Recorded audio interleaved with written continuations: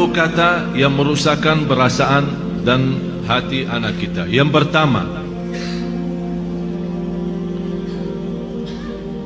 kita suka mencaci maki anak kita.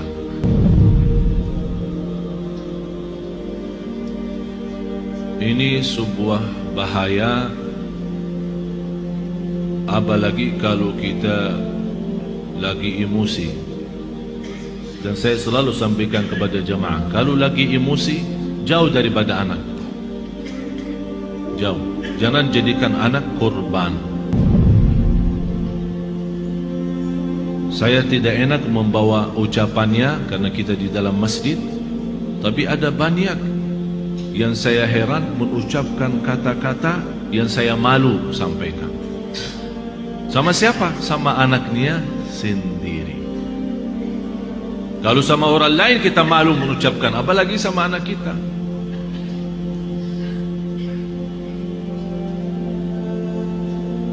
Jadi salah satu kata yang pertama dari 10 adalah caci maki. Yang kedua, kita menghina anak kita. Bagaimana menghina anak kita? Ya di depan kawan-kawannya. Kalau dia bersama kawan-kawannya di dalam kelas atau di sekolah, kita datang jemput atau hantar, tapi kita suka menghina anak kita di hadapan mereka.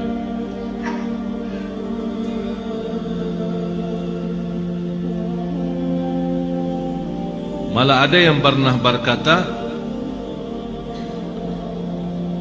saking menghina anaknya, saya heran bagaimana bisa punya anak seperti kamu. Apalagi di depan orang, di depan kawan-kawannya. Bisa di saat itu anak kita tidak nangis, tapi sudah mati rasa.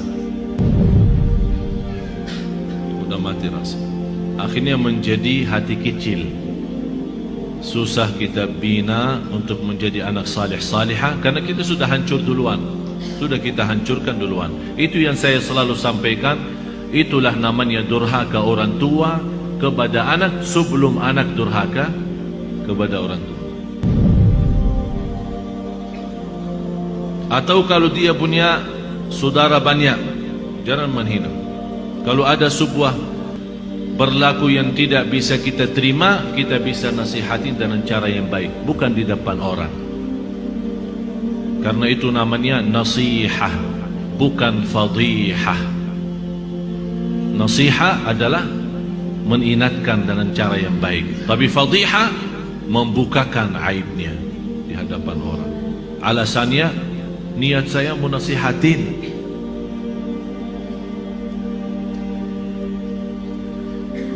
Yang ketiga, selalu kita suka membawa bandingannya dia sama orang lain. Ini lihat, abang kamu jauh lebih pintar. Ini lihat, anak itu luar biasa. Kamu tidak bisa seperti mereka. Itu tidak bahaya itu. Ini mengakibatkan apa? Kecil hati. Yang kedua, benci sama orang itu. Akan menimbulkan rasa benci. Jadi akan selalu berlawan. Di mana ketemu kalau diajak main tidak mau. Karena kenapa? Karena kita selalu bandingkan ini A sama B. Apalagi kalau dia punya adik-adik yang lain. Coba adik kamu, abang kamu, kakak kamu, pintar bacaannya, pintar najinya, pintar salatnya. Kamu apa sih?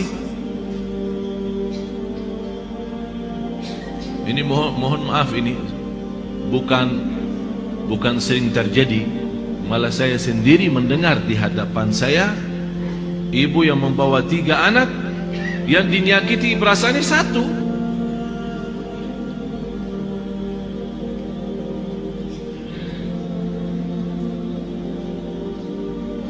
Bahaya lidah itu. Bahaya. Jadi jangan kita membandingkan anak sama orang lain. Mohon maaf, kita yang dewasa aja, kalau ada orang membandingkan kita sama orang lain, kita tersinggung. Apalagi anak kita. Kita ada yang dewasa yang sudah faham, mengerti bisa mengerti maksudnya orang, bisa mengerti tujuannya orang, kita bisa tersinggung, apalagi anak kita. Yang keempat, cinta dengan syarat. Aku cinta kamu, tapi syaratnya begini. Jadi seolah-olah kita tunjukkan kepada anak kita, kalau ibu tidak sayang begini aja, ikhlas tidak sayang, tidak cinta ikhlas. Tapi cinta kalau kamu salat. Aku cinta kalau kamu ngaji. Aku cinta kalau kamu diam. Aku cinta kalau kamu tidak nonton TV. Berarti itu namanya cinta dengan syarat-syaratnya. Kalau mau cinta ya cinta, tidak usah pakai syarat. Tidak usah pakai syarat-syaratan. Ini anak kita. Mau cinta ya cinta. Cinta yang normal, kasih sayang, yang wajar dan yang wajib bagi kita sebagai orang tua, memberikan kasih sayang dan rasa cinta kepada anak kita. Kalau kita yang tidak menunjukkan rasa cinta kepada anak kita, dia akan lama-lama melarikan diri kepada orang lain. Memang mohon maaf Bapak Ibu, bisa anak kita karena dia kecil tidak mengerti menyampaikan perasaannya, tapi dia mampu menyampaikan perasaannya dari hal berlakunya. Begitu dia melihat seorang yang memberikan perhatian dan kasih sayang, biarpun orang itu bukan keluarganya, orang jauh, begitu dia ketemu orangnya, dia malah lari, belum orang itu. Sepertinya kehilangan rasa sayang di rumahnya. Dan banyak saya perhatiin anak-anak yang datang kepada saya begitu melihat anaknya sambil peluk dan cium saya bilang dalam hati saya, kasihan, kehilangan rasa cinta dan sayang dalam rumahnya. Yang kelima, kita menyampaikan kepada anak kita info-info atau informasi yang salah. Maksudnya apa informasi yang salah? Laki-laki tidak boleh nangis. Siapa yang bilang? Bapak-bapak nangis enggak? Nangis kan? Berarti salah kita berkata sama anak kita, kalau laki-laki tidak boleh nangis. Siapa yang bilang? Biarin dia nangis. Kalau dia nangis, ayo nangis lagi sayang. Bukan laki-laki tidak boleh nangis. Itu membuat apa? Mengakibatkan sakit jiwa. Karena setiap dia mau nangis, dia bertahan. Alasannya informasi yang salah, laki-laki tidak boleh nangis. Akhirnya dia tahan-tahan, menjadi beban, lama-lama sakit jiwa. Betul, ini betul. Jangan dianggap, tidak terlalu. Terlalu.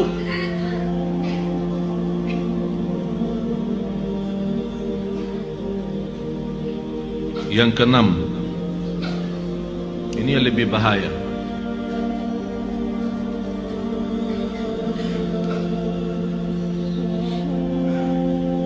Kita selalu memberikan ancaman.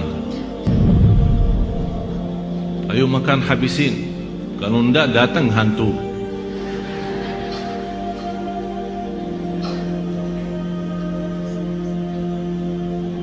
Mau tidur enggak? Kalau kamu tidak tidur, nanti datang hantu, temenin. Ini selalu kita, niat kita apa? Niat kita supaya dia cepat tidur, tapi mengakibatkan dalam perasaannya banyak hal yang tidak bagus. Padahal anak kita dari sisi psikologi jiwa dan akal, dari usia 2 tahun sampai 6 tahun dia mampu menguasai 7 bahasa. Ini bukan sembarangan. Ini ada orang keahlian psikologi akal dan jiwa membuktikan anak dari usia 2 tahun sampai 7 tahun, kalau diberikan perhatian sepenuhnya, dia mampu dari sisi psikologi akal dan jiwa mampu menguasai 7 bahasa. Bahasa kita, bahasa daerah, bahasa Arab, bahasa Inggris, terserah. 7 bahasa.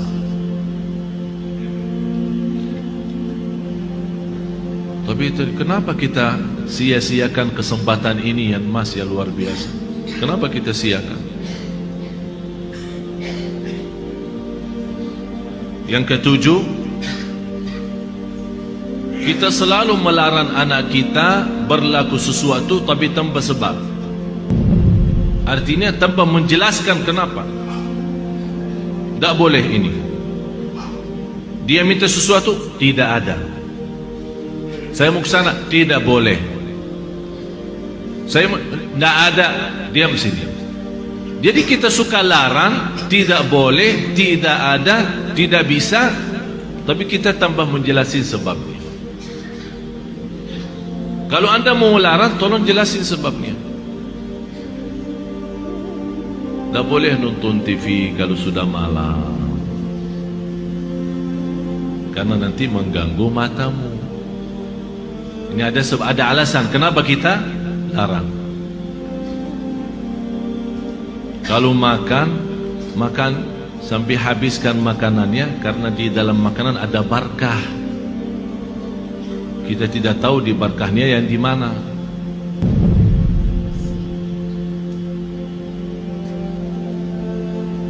Jangan nonton TV.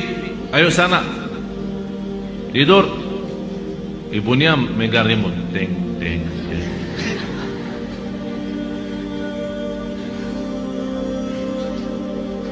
Anak kita bisa pendiam ya. Mungkin ada di antara anak ibu-ibu yang suka lawan. Tapi ada yang diam sudah masuk ke kamarnya. Tapi Allah Maha tahu perasaannya apa di saat itu. Dilarang nonton TV, malah ibunya enak-enak nonton TV.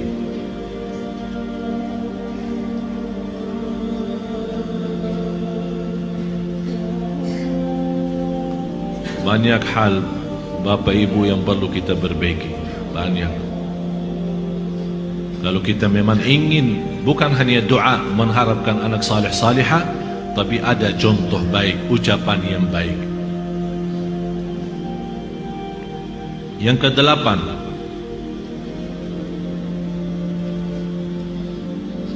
menghancurkan perasaan atau menghancurkan kepercayaan anak terhadap dirinya. Kamu bodoh selama-lamanya, tak bakal jadi pintar. Astaghfirullahaladzim. Ada orang sejahat itu. Jadi walaupun dia sudah ada niat untuk berikhtiar, berusaha, kita sudah habis-habisan, tak ada. Memang kamu diciptakan oleh Allah bodoh seperti ini. Saya nyesal punya anak seperti kamu. Saya benci hari kelahiran kamu. Bapak Ibu, saya mengucapkan ini bukan dari saya. Saya punya telinga mendengar apa yang kata orang. Masa saya benci hari kelahiranku, hari kelahiran kamu? Jadi seolah-olah mengikatkan hari kelahiran anak kita hari misal Sabtu. Jadi saya benci Sabtu gara-gara kamu. Ya Allah, ini sudah betul-betul menghancurkan total anak kita. Yang kesembilan, kita berdoa terhadap anak kita doa yang buruk. Saking kesal perasaan kita sama anak kita, dan dia keluar dari rumah tanpa minta izin dan ridha kita, langsung itu mudah-mudahan kamu celaka.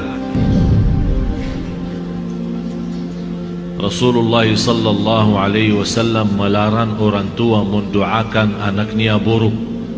Kalau terjadi diijabah doanya akan nyesal, kata Rasulullah. Biarpun ibunya, biarpun bapaknya betul-betul sakit hati sama anak, begitu dia mendoakan celaka, terjadi kecelakaan itu, pasti dia nyesal dan sedih, bisa nangis, dan bisa tidak memaafkan dirinya terhadap apa yang telah dia ucapkan. Kalau anda tidak mampu saking sakit hati sama anak kita, tidak bisa mendoakan baik, kembali lagi lebih baik diam.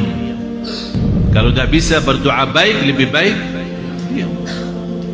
Tapi bahaya, jangan mendoakan anak ini celaka. Salah satu kawan saya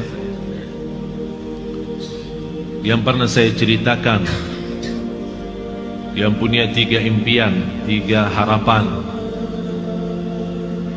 ingin kembali sihat karena dia sekarang sakit lumpuh dari umur usia 18 sampai sekarang hampir 40-an. Dari umur 18 tahun, sekarang 40-an, sampai sekarang dia dalam kondisi lumpuh total, tidak bisa bergerak sama sekali, masih bisa berbicara saja. Di antara harapan beliau sebagaimana saya pernah jelaskan, ingin kembali sihat walafiat supaya bisa megang Al-Quran, ingin kembali sihat walafiat supaya bisa nikmati sujud, ingin kembali sihat walafiat supaya bisa memeluk orang tua dan mencium orang tua. Akibat sakitnya dia sampai dari sekian tahun, dari sejak 18 tahun umurnya sampai sekarang 40, sebabnya dia terjadi begini adalah doa orang tuanya.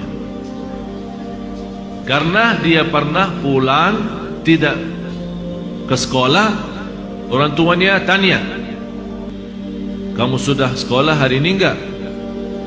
Setahu saya sudah antar ke sekolah, tapi saya dapat informasi kamu tidak masuk, malah kamu larikan diri sama kawan-kawan kemana. Kata anaknya, bohong yang bawa fitnah itu. Saya sudah ke sekolah. Ya, namanya anak-anak mau larikan diri dari tanggung jawab orang tuanya, dia bohong.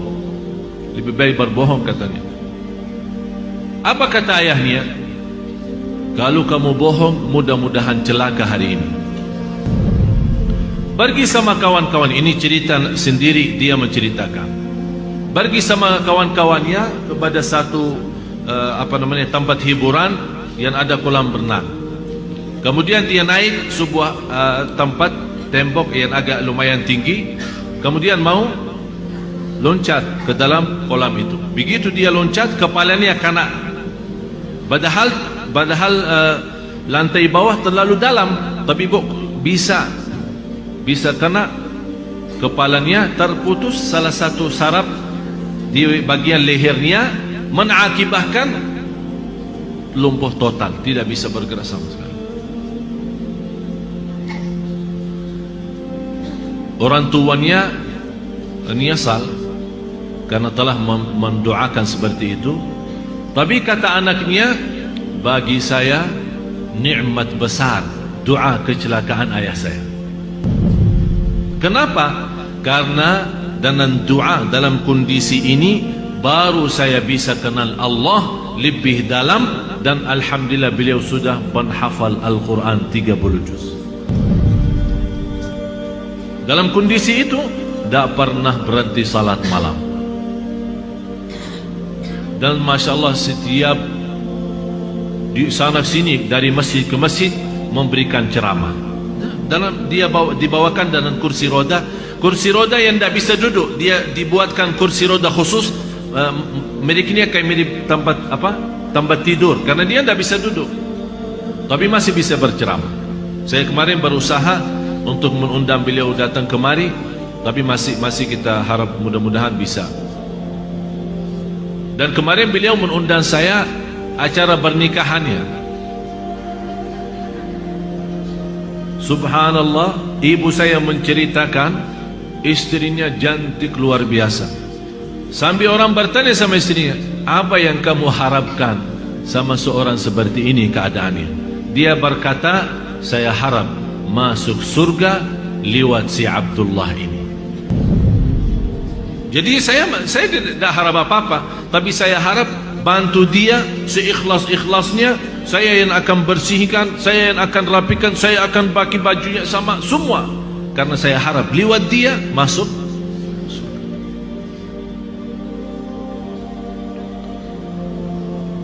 Yang terakhir 10 kata. Yang ke-10, kita suka membongkar dan membuka aib anak kita di hadapan orang lain.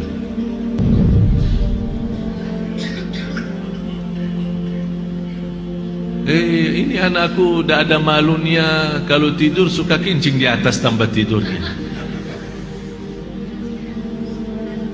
suka buang air di tempat tidur. Capek aku setiap hari bersihin tempat tidurnya karena bekas kencingnya. Ini kan dicerita sama kawan-kawannya di sekolah. Apa yang akan terjadi? Kawannya apa? Senang atau gimana? Kesempatan kan? Setiap dia datang,